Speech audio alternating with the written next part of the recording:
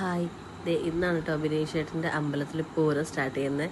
അപ്പം അന്ന് വൈകുന്നേരം തന്നെ ഞങ്ങൾ എല്ലാവരും പൂരം കാണാനായിട്ട് എത്തി. ചെന്നപ്പോൾ തന്നെ അവിടെ കലാപരിപാടികൾ സ്റ്റാർട്ട് ചെയ്തിരുന്നു കേട്ടോ. പിള്ളേരുടെ ഡാൻസൊക്കെ ഉണ്ടായിരുന്നു, നല്ല ഡാൻസായിരുന്നേ. അതിൽ എനിക്കൊക്കെ കണ്ടു നിന്നത്. അത് കഴിഞ്ഞപ്പോഴത്തേക്കും തിരുവാതിരക്കളിയും കൈകൊട്ടിക്കളിയും ഒക്കെ ഉണ്ടായിരുന്നു. അതെല്ലാം കണ്ടു നിന്നു. അത് കഴിഞ്ഞപ്പോഴത്തേക്കും ഞങ്ങൾ ചുറ്റും അമ്പലമൊക്കെ ഒന്ന് കണ്ടു. അമ്പലമൊക്കെ നല്ല ഭംഗിയായിട്ടിരിക്കുന്നു കേട്ടോ. ഒത്തിരി ലൈറ്റുകളും പിന്നെ ദീപങ്ങളും അതുകൂടാണ്ട് മാലകളും ഒക്കെ ആയിട്ട് ഞങ്ങൾക്ക് അവിടെ ഒരു കാവുണ്ടേ. ആ കാവാണിത്. പിന്നെ കുറേ പേര് അവിടെ നിന്ന് ആ സമയത്ത് അമ്പലം ഒരുക്കുന്നുണ്ട് കേട്ടോ. മാലകളും കാര്യങ്ങളൊക്കെ ആയിട്ട് എത്ര അണിയിച്ചൊരുക്കിയിട്ടും തീരുന്നില്ല എന്ന് പറഞ്ഞ പോലെ ആയി. രാത്രി ഇത് കാണാൻ ഒരു പ്രത്യേക വൈബ് തന്നെയാണ് കേട്ടോ. അതിപ്പോൾ കുറച്ച് അങ്ങോട്ട് മാറിയിട്ട് നോക്കുമ്പോൾ നമ്മുടെ കൊച്ചേട്ടന്മാർ അവിടെ നിന്ന് തീവട്ടി റെഡിയാക്കുവാണ് കേട്ടോ. ഇതാണ് നമ്മുടെ പ്രദക്ഷിണത്തിന് എഴുന്നള്ളിപ്പിന് ഫ്രണ്ടിൽ നിൽക്കുന്നത് ഈ തീവട്ടിയാണ്. ഞാനിത് കാണുന്ന കാലം തൊട്ട് എനിക്ക് എപ്പോഴും ഇതൊരു അത്ഭുതമാണ് കേട്ടോ. ഇത് എങ്ങനെയാണ് ഇവരിത് ഹോൾഡ് ചെയ്യുന്നതെന്നും അതുപോലെ തന്നെ ഇതിനകത്തോട്ട് എണ്ണ ഒഴിക്കുമ്പോൾ ഇതിങ്ങനെ കുഞ്ഞു കുഞ്ഞു തീകോളങ്ങൾ വീഴുന്ന പ്രത്യേക ഭംഗിയാണല്ലേ. അങ്ങനെ ഇരിക്കുമ്പോഴത്തേക്കും മേളിലത്തെ അമ്പലത്തിൽ നിന്ന് ദേവി എഴുന്നള്ളം തുടങ്ങി. ദേവി എഴുന്നള്ളിച്ചുകൊണ്ട് താഴത്തെ അമ്പലത്തിലേക്ക് കേട്ടോ വരുന്നത്.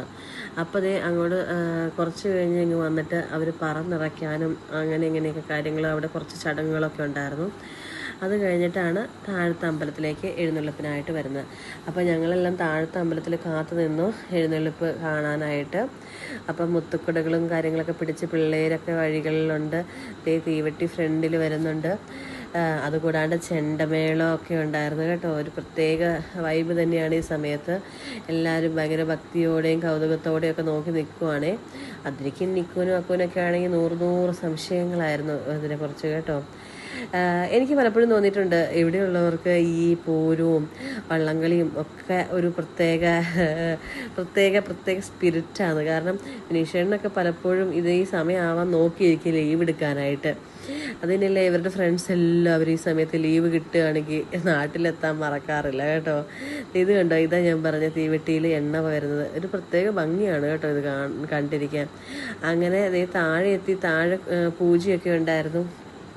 അത് കഴിഞ്ഞ് പൂജ കഴിഞ്ഞ് വലം വെച്ച് വന്ന് അവിടെ നിന്ന് ദേവി ഉറഞ്ഞു തുള്ളുന്നുണ്ടായിരുന്നു.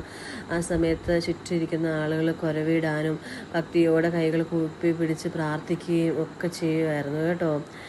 അപ്പം എന്തായാലും പൂരം എന്ന് പറയുന്നത് ഒരു പ്രത്യേക അനുഭൂതി തന്നെയാണ്, പ്രത്യേക വികാരമാണ് എടപ്പാറുകാർക്ക് അല്ലേ.